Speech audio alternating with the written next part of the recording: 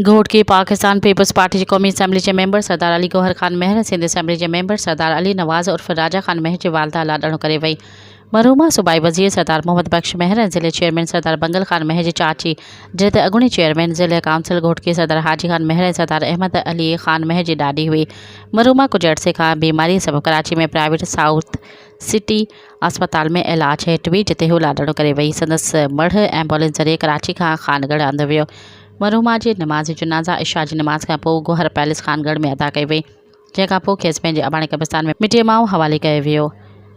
नमाज़ जनाज़े में सूबाई वज़ीर सैयद नासिर हुसैन शाह, जाम इकराम अल्लाह ख़ान धारेजो, सैयद इफ्तिखार हुसैन गिलानी, सरदार शहरयार ख़ान शर, नादिर अकमल लगारी, चीफ सरदार फयाज़ अहमद ख़ान लुंड, मीर इफ्तिखार अहमद ख़ान लुंड, सलीमुल्लाह ख़ान कलवड़, पीपल्स पार्टी ज़िले जनरल सेक्रेटरी सिकंदर अली लाखो, MPA मुमताज़ चांग, सरदार अब्दुल बारी ख़ान पिताफ़ी, हालार ख़ान पिताफ़ी, SSP घोटकी अनवर खैतरा समेत महर बिरादरी ऐं इलाइक़े जे माण्हुनि वॾे अंग में शिरकत कई।